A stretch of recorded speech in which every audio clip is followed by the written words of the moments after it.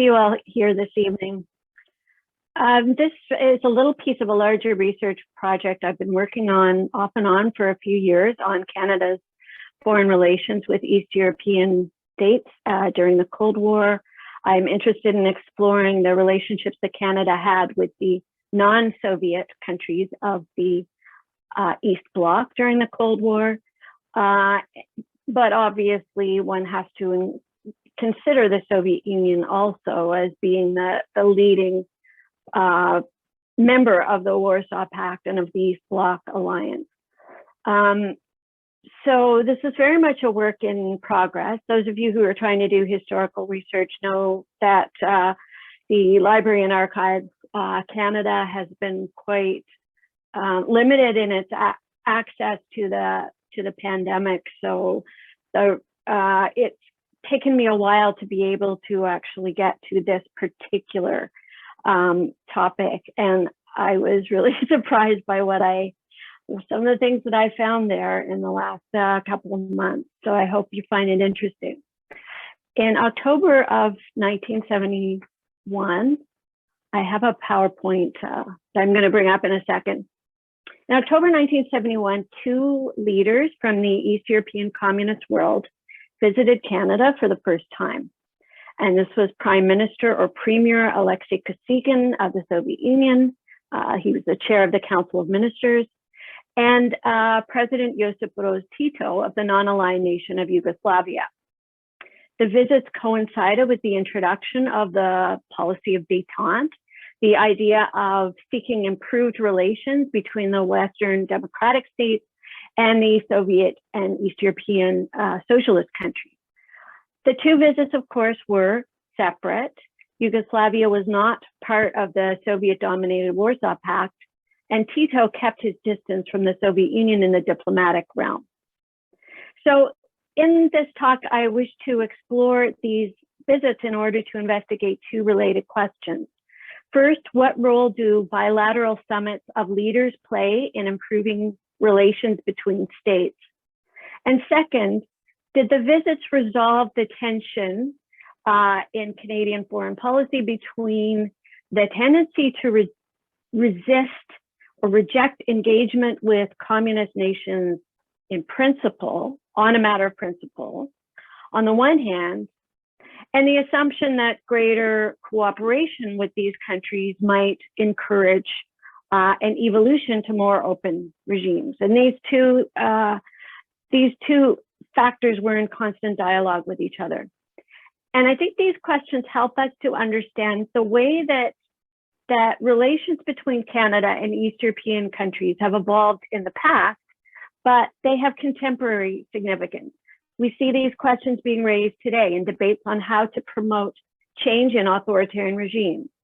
For example, the West alternates between engagement and sanctions in its relationships with Russia in particular. What impact do these various choices have? I argue that these visits, at least in the short term, had a greater impact on Canada and Canadians than they had on the Soviet Union or Yugoslavia. Now, these visits are also interesting for us to consider at EURUS because the year of the visits, 1971, was the same year that the Institute of Soviet and East European Studies was founded at Carleton University. In fact, Kosygin's daughter, Ludmila Gvishiani, visited Canada with her father, and she actually visited Carleton University on October 19th. According to the Charlatan and This Week at Carleton, she visited the library and met with students, faculty, and President Davidson Dunton in 2017 Art Tower, which is now the Lounge in Dunton Tower, where the Institute has hosted many in-person talks and events in the past. Haven't seen this room in a long time. I assume it's still there. I hope we can go back to it someday. President Tito's wife, Mrs. Broz, also visited Carleton, although her visit didn't attract as much publicity. So I think the formation of the Institute coincides with a certain zeitgeist of détente. The notion that through greater understanding of each other's positions and cultures, we could achieve a more constructive relationship with the communist world. So I'm just going to share my screen a little bit. Oh, I knew this would happen. Okay, bear with me just 1 second. I've been doing this all week. You would think that I would have mastered it by now.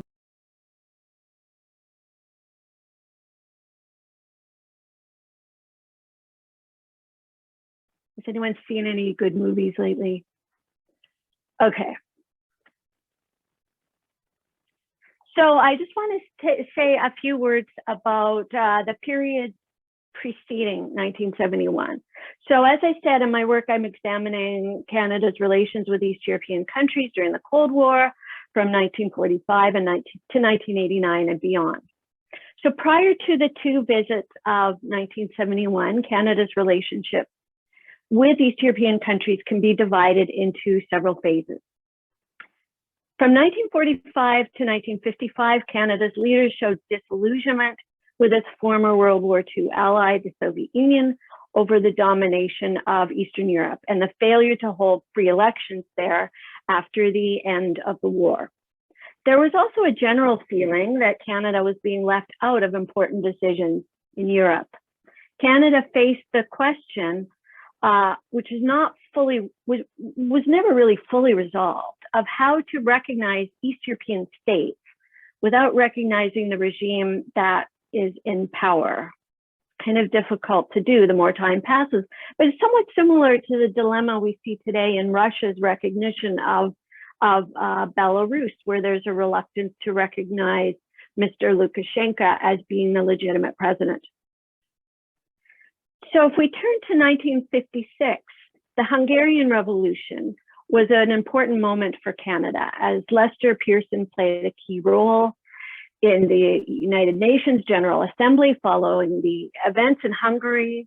Canadian ambassador to Yugoslavia, George Ignatieff, father of Michael Ignatieff, built upon his existing friendship with President Tito in order to evacuate many Hungarian refugees from Yugoslavia to Canada.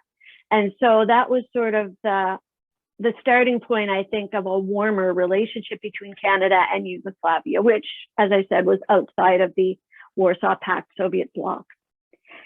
In the 1960s, in response to approaches from East European countries and the Soviet Union, Canada cautiously explored limited trade and cooperation with these countries, while expressing concerns over particular issues, such as the ability of relatives of Canadian citizens of East European origin to be able to join their relatives in Canada. And there were also questions about the compensation of Canadians who had had property in Eastern Europe expropriated from them. That is a complicated subject. Now, the next phase was the invasion of Czechoslovakia in 1968, was also a very important step. We had in Canada a new Prime Minister, Pierre Trudeau. The country sought to establish a stronger international profile.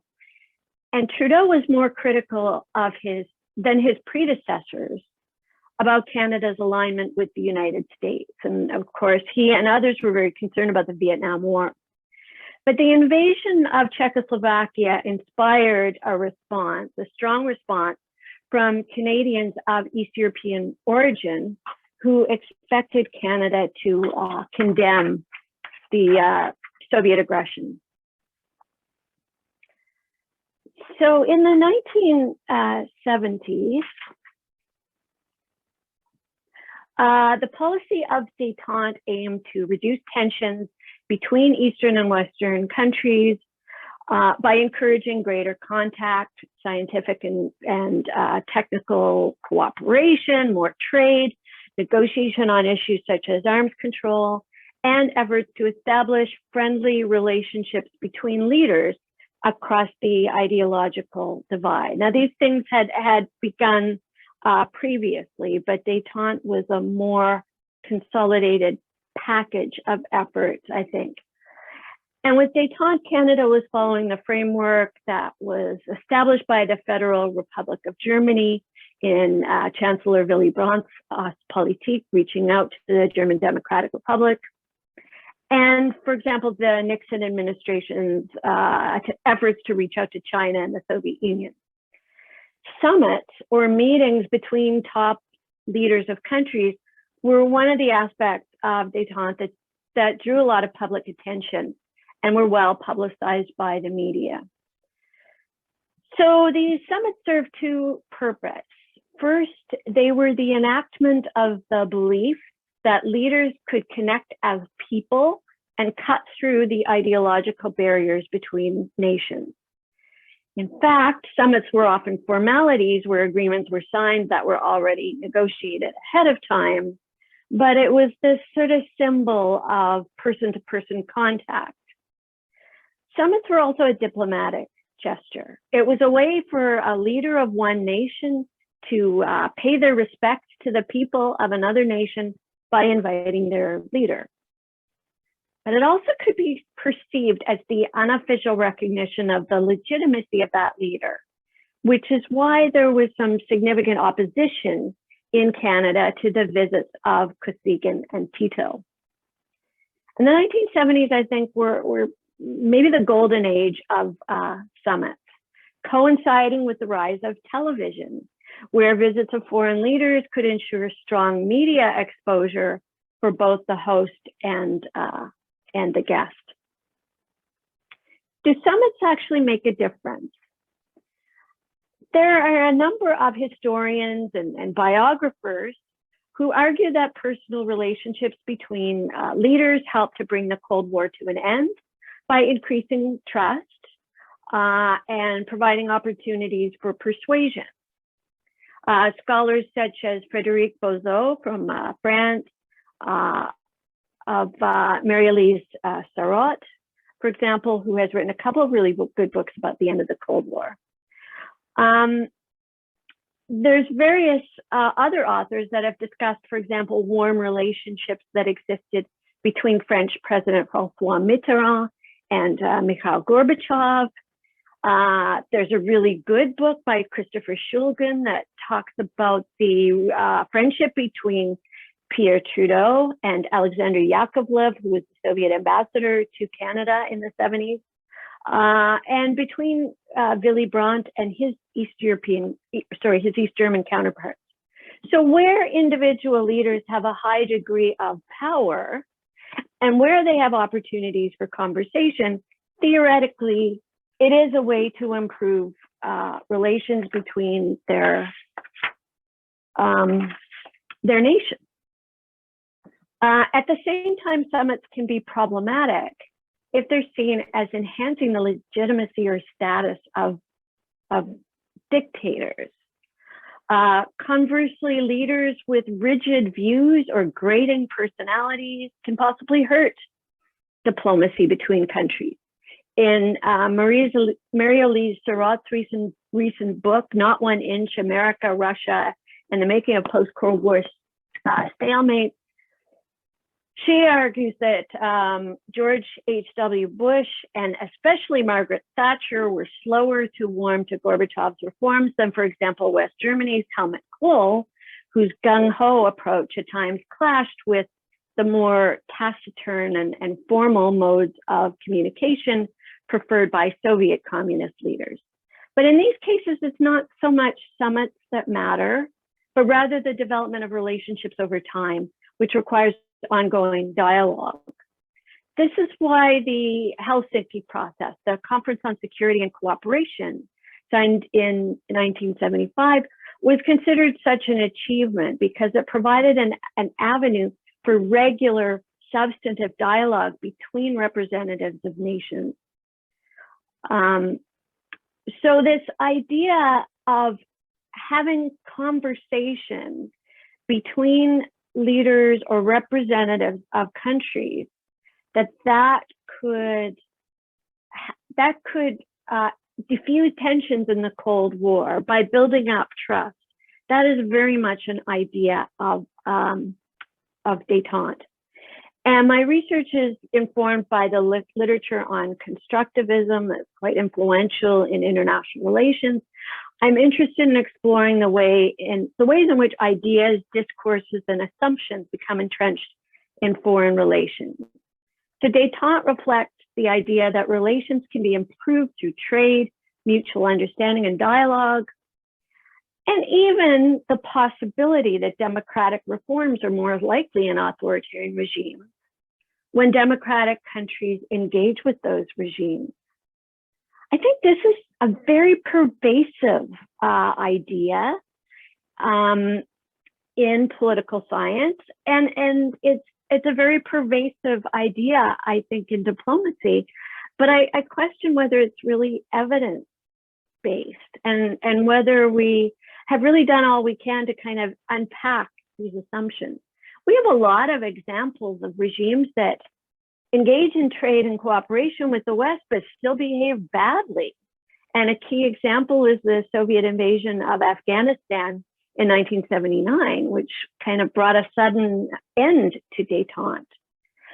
So I think it's in the 1970s that these implicit kind of vague ideas from the 50s and 60s about the easing of the Cold War through everyday foreign relations and conversations.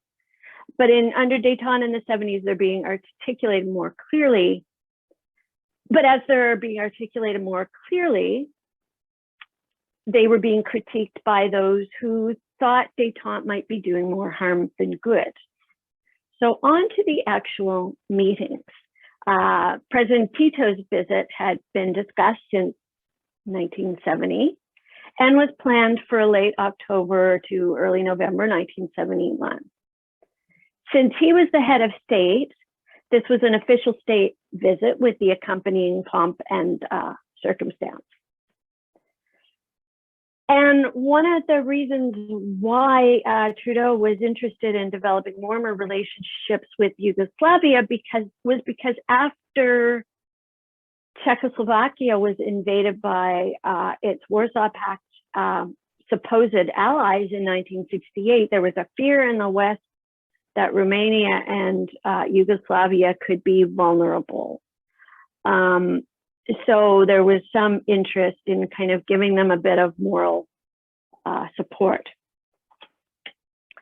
By contrast, Kosygin's visit was hastily arranged, apparently in response to a casual, vague invitation from Prime Minister Trudeau, who had visited Moscow, I believe, in May of that year. And the Soviets let it be known that they expected prompt follow-up, and this turned out to be a little awkward. The premier was by that I mean Premier Kosygin was invited to come to Ottawa in mid-October 1971. So with his visit to conclude shortly before Tito was expected to arrive, and staff of the Department of Foreign Affairs suggested in their internal communications that it was inconvenient to have the Soviet premier visit at such short notice. There was somewhat of a scramble to find suitable accommodations and security for two delegations arriving within weeks of each other. And they certainly didn't want those two delegations to cross paths. And there was also a bit of a fear that Tito might take offense at possibly being seen as upstaged by Premier Kosygin. The big question was, what was the purpose of the two visits? With President Tito, the visit was timely. Canada and Yugoslavia had been improving their relations. And Tito was acknowledged that he had been the leader of Yugoslavia for 26 years. And so he was a head of state with longevity worth recognizing in the form of a visit. And Canada also had specific outcomes that the visit would solemnize in terms of particular agreements. It also made sense to invite Tito in light of Trudeau's somewhat independent stance on Canada's membership in NATO, in the North Atlantic Treaty Organization. Trudeau's Secretary of State for External Affairs, that's the name of the office at that time, Mitchell Sharp, had undertaken a major foreign policy review in which the possibility of Canada withdrawing from NATO was on the table. It was being considered until the Soviet invasion of Czechoslovakia in August 1968 ruled out that option. Nevertheless, Trudeau valued cultivating good relations with the non-aligned nations, of which Yugoslavia was one. And indeed, Trudeau told Tito during his visit in fall 1971 that Canada, quote, shared the principles of non-alignment, adding, quote, if Canada was a member of a bloc, then it was certainly not a hostile bloc, end quote.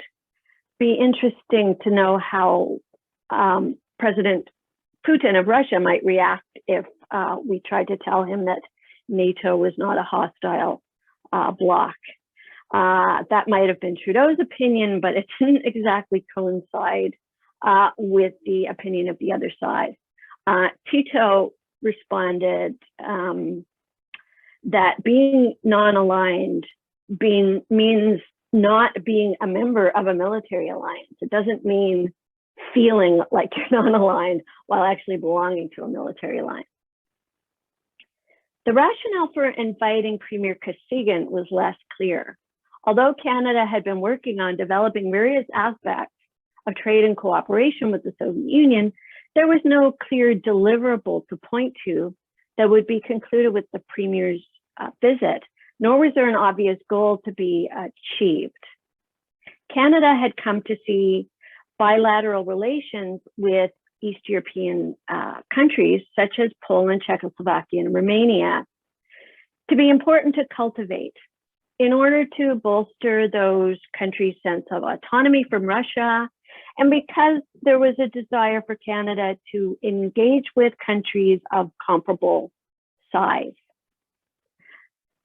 So the Soviet Union didn't fall into this category. It wasn't a modest-sized nation that was dominated by another power. It was the dominator.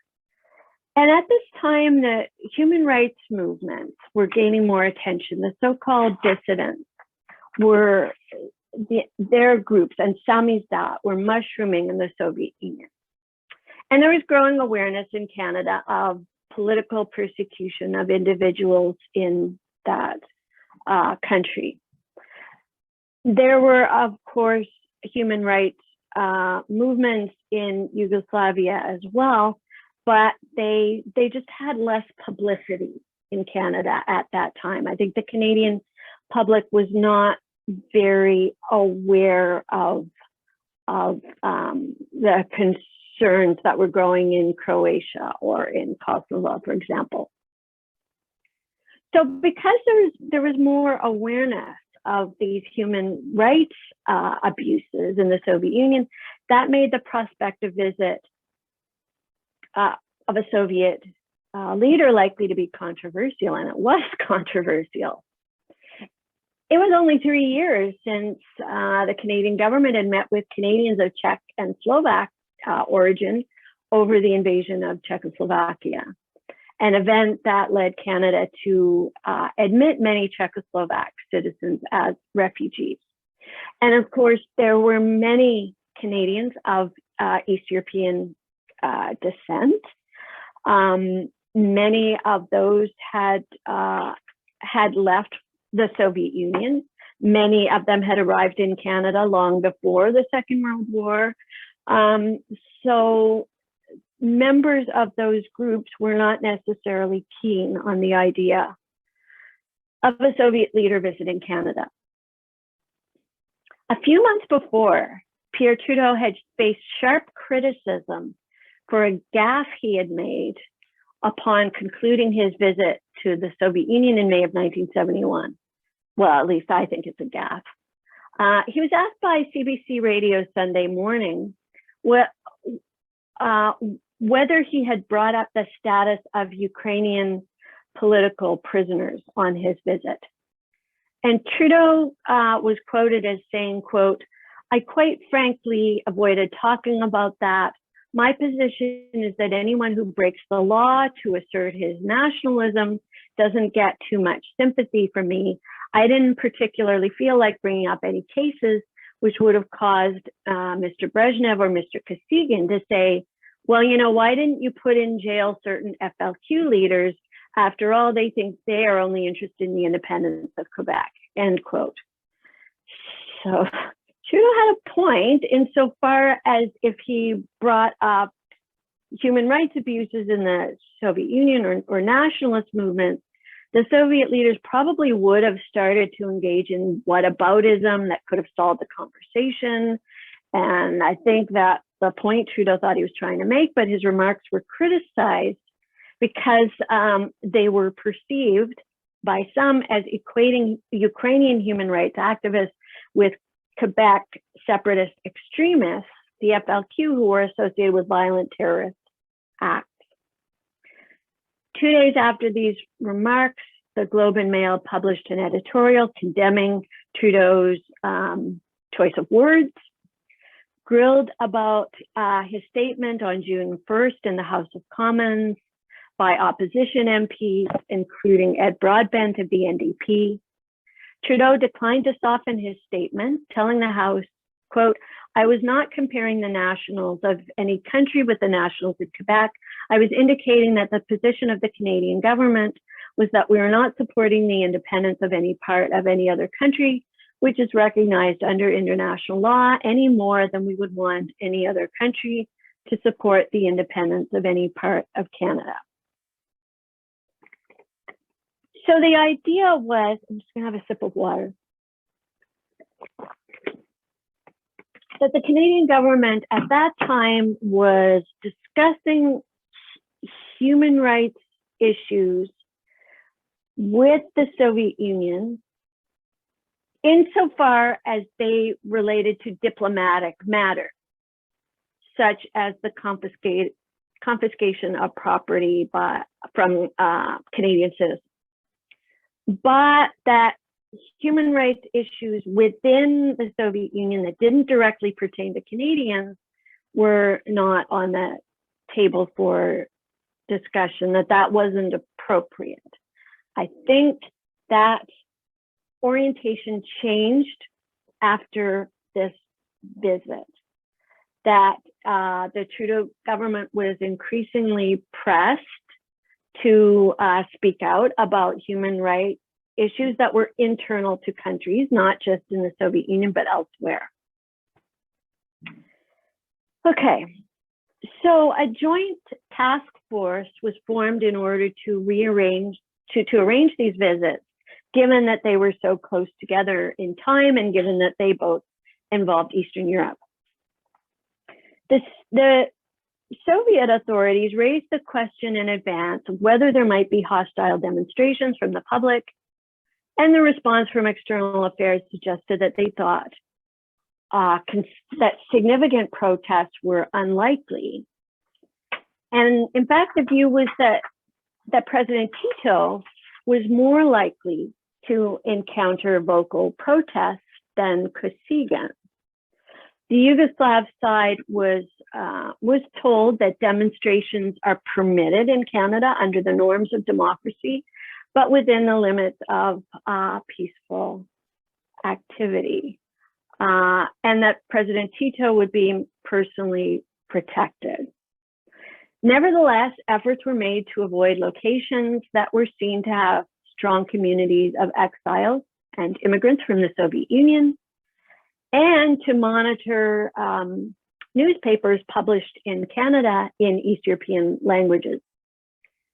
Prime Minister Trudeau and others received numerous letters from Canadians of East European origin and their associations, drawing attention to human rights abuses and calling for these issues to be raised with Kosygin.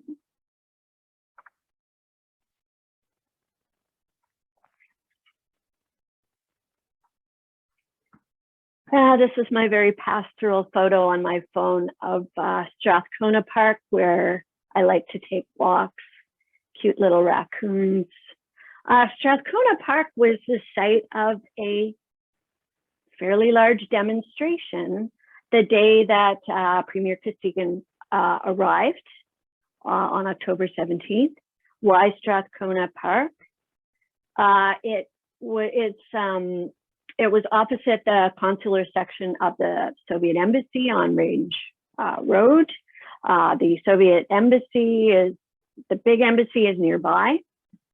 And after the demonstration ended, several individuals reportedly vandalized the Soviet consulate, throwing objects and breaking windows. So the Soviet visitors were not very happy about that. And so the police needed to look into that.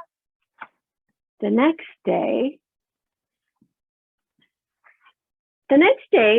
while Premier Kosygin was visiting Parliament, and he took the short walk from Parliament, actually from the East Block, which isn't shown in this picture, but close enough.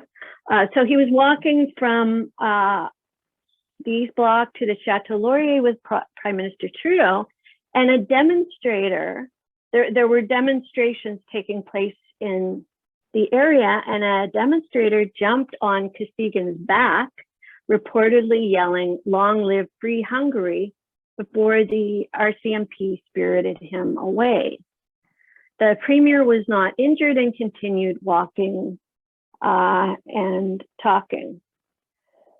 When I thought about giving this presentation, I think it was last summer that we first started talking about it, I had no idea that the topic of protest on Parliament Hall and incidents of alleged violence would be so timely to February 2022, but here we are.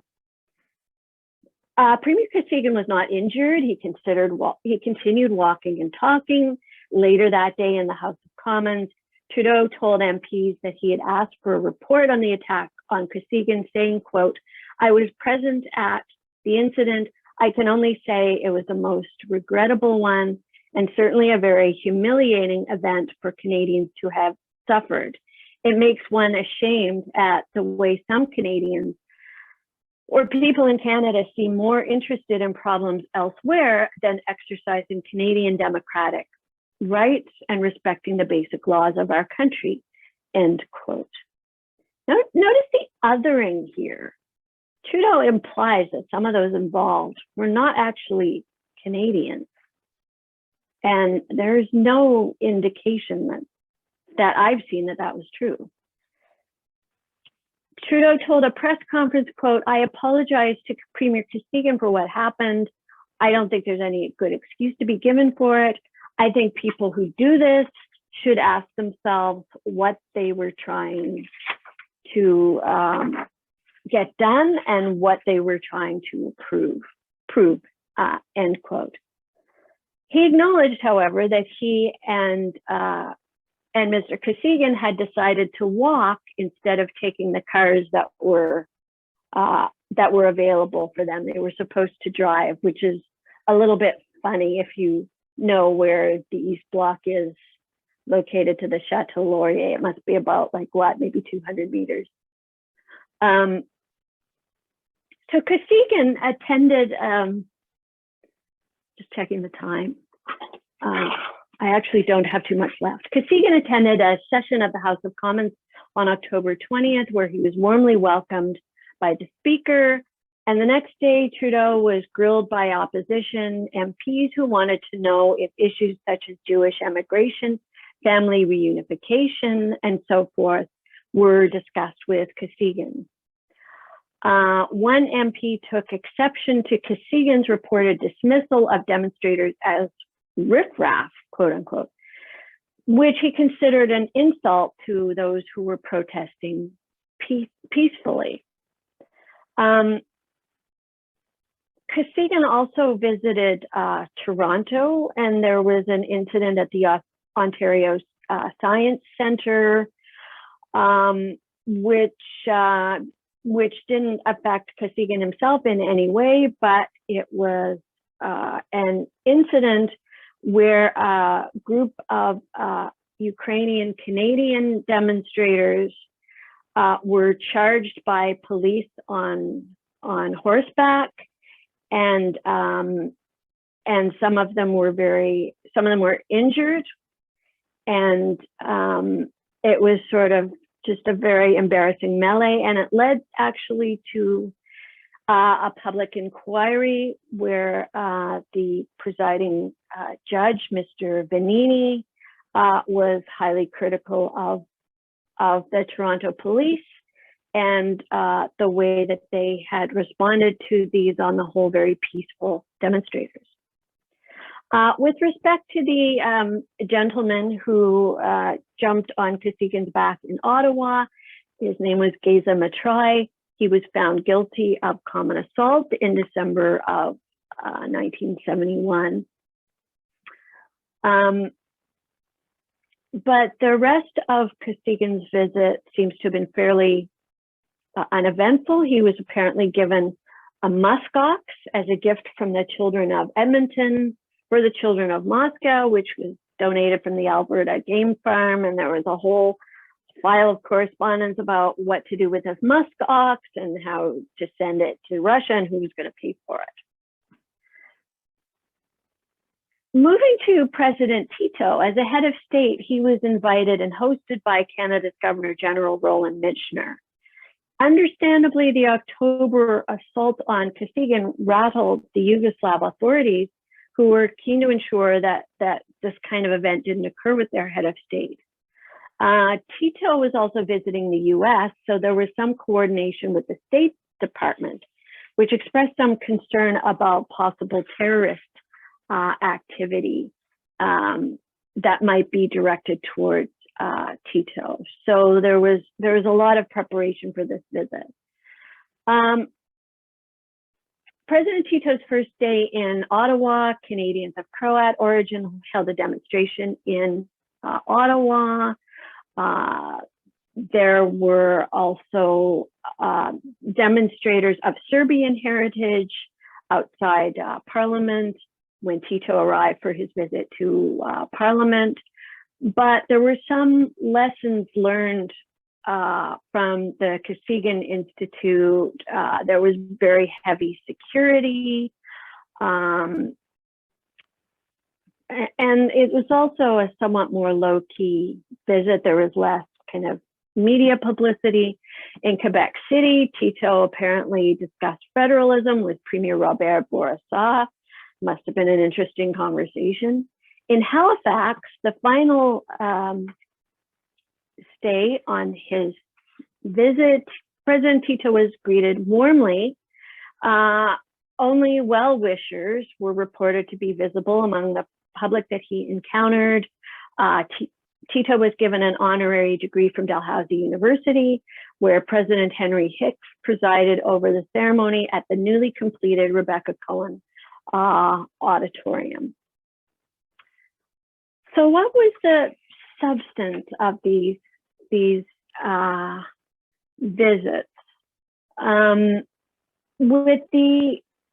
With Kosygin's visit, there wasn't a lot of substance in terms of the outcome. He had been invited with so little advance notice that there were no serious agreements that were signed. The two countries issued a joint communique at the end of the visit, stating that they held conversations on different issues and that they inspired to peace, disarmament, etc. The Canadian Yugoslav communique at the end of President Tito's visit was also quite general on political matters, but noted progress on several key issues. Yugoslav citizens had just been granted permission to apply to immigrate to Canada without having Canadian sponsors. And there was an intent to develop joint ventures between Canada and Yugoslavia that was under discussion. And I think both Yugoslavia and the Soviet Union wanted more outcomes from the visit than Canada was really ready to provide.